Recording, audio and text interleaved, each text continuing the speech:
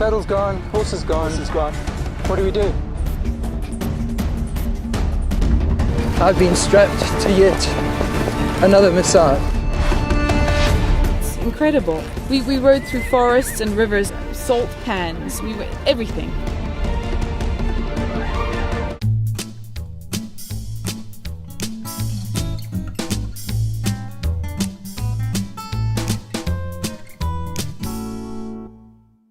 Welcome into another edition of Conversations with Paul Brown. Believe it or not, we're in the Piercetown community, just off Five Forks Road, back in the woods. Our guest is Clare Summers, and she's getting ready to do something you may find unbelievable. I was born in Camden. It was a small town, lots of horses. We used to go get on horses that our neighbors owned when we were 6 and 7 years old and ride all over town. And we were so small we couldn't get a saddle on the horse. So we would put food on the ground. Horse would reach down to get the food and we would climb behind his head.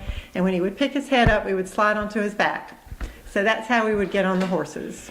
You come from a pretty large family. Tell me about how you ended up being the last one. I have 4 older brothers. My oldest brother is 17 years older than I am. And then the next one was 9 years later. My third brother is 2 years older than I am, and I have a twin brother. My mother found out she was going to have twins probably about a week before she had us. And of course wanted a girl, and she was pretty upset when the first twin was a boy because she thought for sure she was going to have another 5th boy. But out I came, so she got her little girl. And how was that growing up, being a little girl among those many brothers?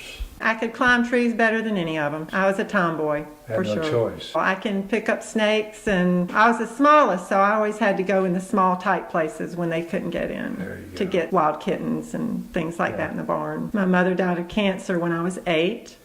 And how did that affect the family? Well, we ended up moving. My father got remarried, and we moved to Columbia, where he could still commute to work. He worked at DuPont right outside of Camden. Changed schools and left our little town for the big city. Wow. How was that move? You know, I think when you're 8, we still had our family and my daddy. I adored my father. It was different, but you know, you learn to go with the flow. And I think that's one of the things that makes you tougher. In high school, what did you do for enjoyment besides study? Well, things were different back then. So you didn't have to be chaperoned. You didn't have all these sports teams. I did play in the band. I played clarinet and, of course, rode horses. It's a disease we all get in utero. Yeah. We are born with this love of horses. And even if you quit riding for a while, as soon as you have time and it's available and you can afford it, you tend to go back to it. It comes time to go to college. What are your aspirations at that point? To get through school. And I met my husband in college. Because you went where? To University of Georgia. Okay. And we met in University of Georgia. He graduated, and then we moved to Mississippi. And actually, I did ride a little bit in Mississippi, but I decided I wanted to be a physical therapy assistant at that time. And went to PT assistant school, got pregnant, and that put a hold on my school. We left Mississippi. My husband went back to University of Georgia to get his master's degree. I worked in a physical therapy department. And then we moved to Columbia, back home near my parents. I finished my associate degree, and I was a physical therapy assistant for 10 years and had 2 more children.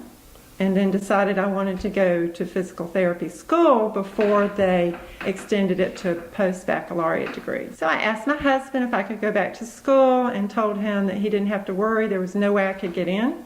So he said, sure, you can go. And I got in. At that time, there were 1,000 applicants for 32 spots.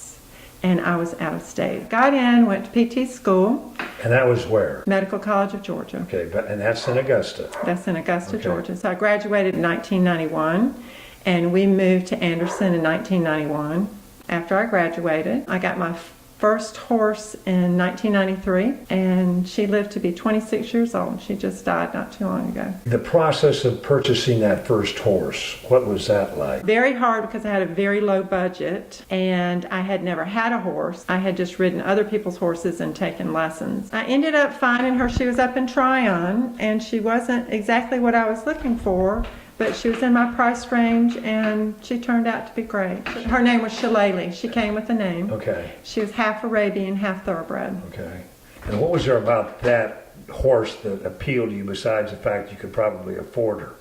She was pretty, and it was funny because I had looked for a horse for probably 9 months and didn't find anything I liked. And I was watching a Western and somebody was on a chestnut with a blaze, and I said, I want a chestnut with blaze. And the very next horse I looked at had a chestnut with a blaze, and I had always said I would never have an Arabian. I had thought they would be real hyper and high strung, and I needed something my children could also ride. But she was very calm and easy to deal with. She was a great horse, and she wasn't always easy, but she taught me a lot. And the kids also climbed aboard when it came to riding horses, your kids? The two younger ones did. My older one was already in high school. What have you done with your horse when you had her as far as activities? Did you do trail riding? We did everything. We did shows, we did trail riding, we did endurance. We did fox hunting. She did a little bit of everything. She was just a great all-around horse. And I bred her and had the horse that I ride the most now, Mardi Gras. Mardi Gras was born the day before Ash Wednesday. Wow. So her name is Mardi Gras Tuesday. So I couldn't name her Fat Tuesday. Now, what do you do now? I am a home health physical therapist for Greenville Hospital System. And what does that entail? I go into people's homes and provide physical therapy services. People who've had joint replacements or strokes, or they're weak from being in the hospital and they need physical therapy and are not able to get out to go to a clinic for therapy. And your realm of responsibility encompasses how much territory? I work out of the Oconee office, so I see patients in Anderson County, Pickens County, and Oconee County primarily. And that job is fulfilling for you how? Oh, I love my job. I love older people. I love helping them. I love watching them get better and just getting to know them. It's very fulfilling. When we come back, will you tell us about your next crazy adventure? Yes. Our guest is Clare Summers, and when we come back, we're going to take a trot, so to speak.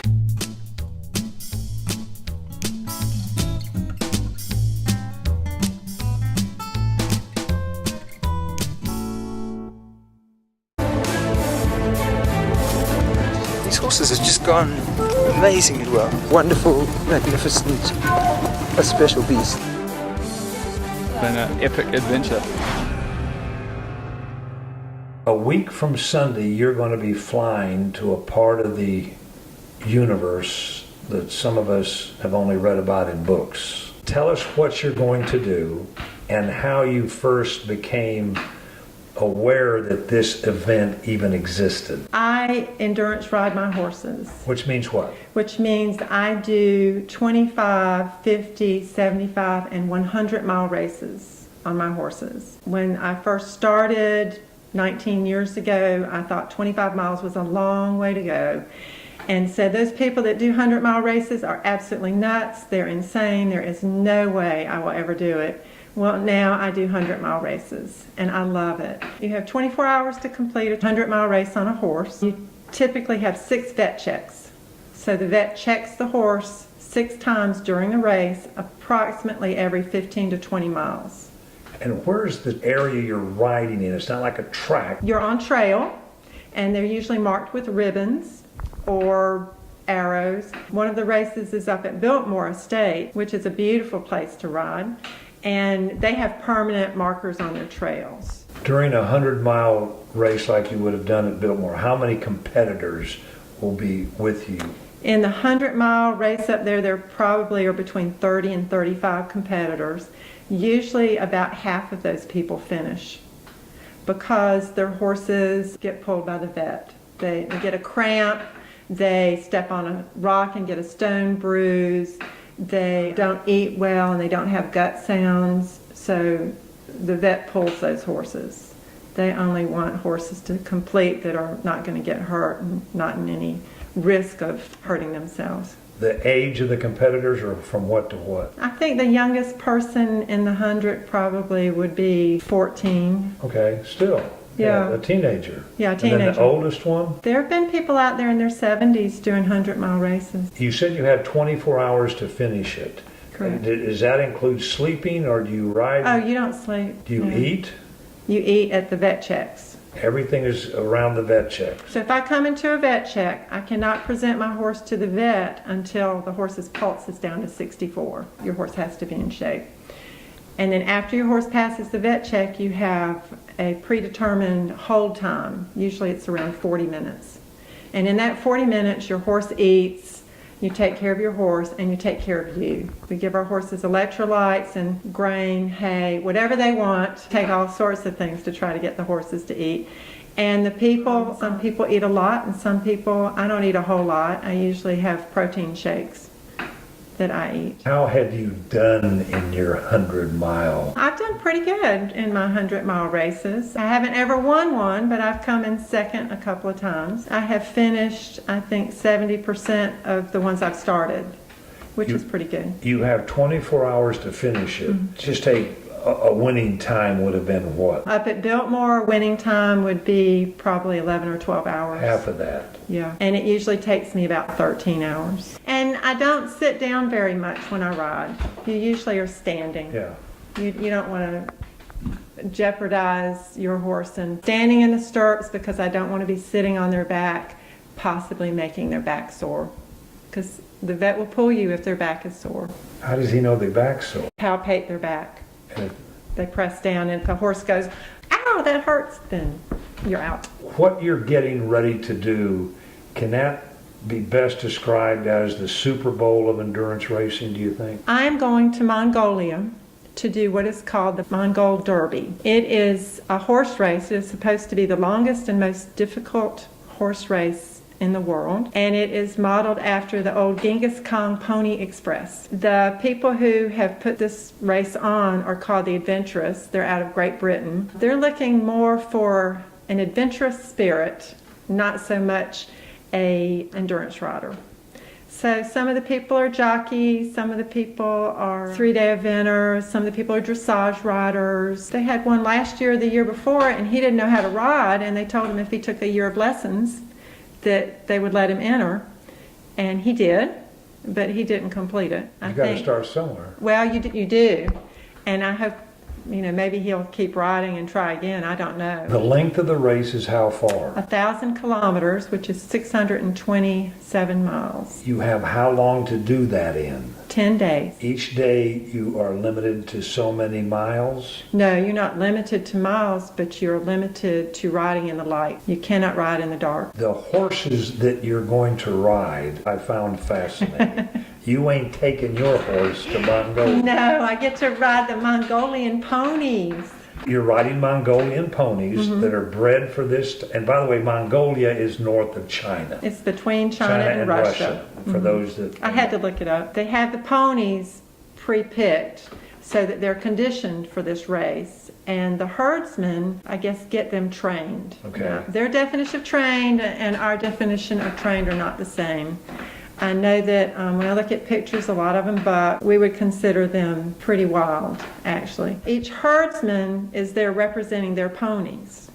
So the ponies are on a tie line, and you walk up and down the tie line and pick what pony you want to ride. You don't know a whole lot about that pony because, of course, every herdsman wants you to pick their pony because they're compensated for that. So what are you going to be looking for when you walk down that line? Probably the larger, leggier ones, because I'm used to riding full-size horses, and these are ponies. Right. So I will probably be more comfortable on a larger pony, I would think. They provide the saddle? Actually, I have my saddle here. So you'll take that to Mongolia I will with take you? my saddle.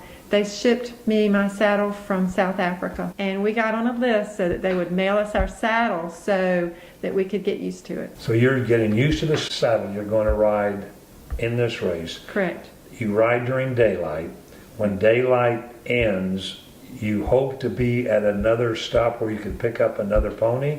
correct, but if not, then you sleep out under the stars or you sleep with a random family that is not associated with the ride. Last year's event, you kept up with that. I did. Tell me a little bit about what you have learned of that may help you as you begin your race. I think that this definitely is a very physical challenge, but I really think that it's more of a mental challenge.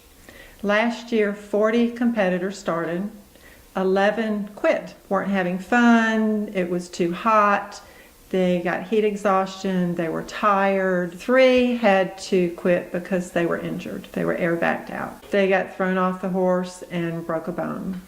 Or the horse stepped in a hole and flipped on them and they broke a bone. But more people quit because mentally they just can't do it. They're just not tough enough, I guess. Or they're not used to the South Carolina heat. Last year it was a 3-way tie. One was from, I believe, Canada, one from America, and one from Australia. Yeah. And the guy from Australia is doing it again. I think he wants to win by himself. We are flying into Seoul, South Korea. It's a 15-hour flight. And we're going to spend the night in Seoul because we'll never be back on that part of the world again. We have half a day just to sightsee a little bit. Then we have a 5-hour flight from Seoul to Ulaanbaatar, which is the capital of Mongolia. And we will be there 5 days before training starts. And who's going with you? I have a friend who's going she's from Easley. Her name is Rachel Land. 3 from South Carolina. There's a lady from the lower part of the state near Florence. Total riders this year you anticipate to be how many? There were 40, but one already got injured, so they're 39. And you pay to be involved in this? It's a huge entry fee, but they have to provide the ponies, the interpreters, the vets, the medics to help the people, the food. So honestly, it's a $13,000 entry fee. Okay.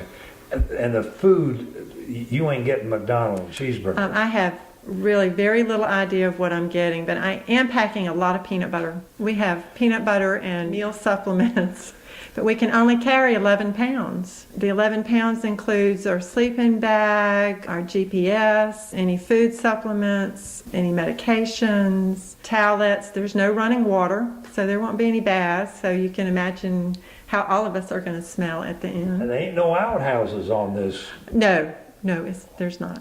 What do you think your biggest challenge is going to be? I feel like I'm tough enough. I just wanted to get this done before I turned 60, and I'll be 60 the very last day. The great thing is, at the end of the adventure, they have a big party at the hotel where everybody stays in the capital, and the big party happens to be on my birthday. How cool is that? That is cool. You got to win. I want to enjoy it, And then don't be one of those that quit because your horse fell in a gopher hole. Right, or I You break a broke bone. something. You're on the front page of Blue Ridge Electric's monthly magazine. You've been in some other publications. I can't help but think you've got your own little following, and we're all going to be pulling for you. Can you keep up with this on the internet in any way? You can. There are 2 ways. One way is just Google Mongolian Derby. Okay. And they have links to follow everyone in their route and say where they are. They give updates every day. Also, Rachel and I have our own little webpage, and it's called Strong and Crazy. And apparently, I'm not going to have any cell service, but I believe Rachel is going to be keeping everyone up to date. Well, the one question that when folks knew I was going to do this suggested I ask you. And I'll do it as gently as I can, but they want to know if you're crazy. I don't think you are. I was actually at a patient's house, and they had a little plaque, and it said, it was from Abraham Lincoln, and it said, in the end, it's not how many years in your life, it's how much life in your years. And I just don't want to watch life go by and wake up and say, oh, I wish I had done this, I wish I'd done that. It's time. Go out and live, take care of yourself so that you can do the things you want to do and enjoy life. God has given us so many awesome things in this world to do, and I just don't think people take advantage of it. Amen. I don't want to be one of those people just sitting around whining and why can't I do this or that? And I love to ride horses, and I love to ride lots of different horses. I love experiencing different cultures, and I'll get to meet all these different 39 or 40 people from all over the world and have a bunch of new best friends, and that'll be my family for almost a month. We're pulling for you. Awesome. Enjoy the trip. I hope so. Clare Summers has been our guest. We want to thank her for taking time out of her training to share her story with us. And we want to thank each of you for tuning in and invite you to be back with us next week, same time, for our next edition of Conversations with Paul Brown. Until then, take care, everybody.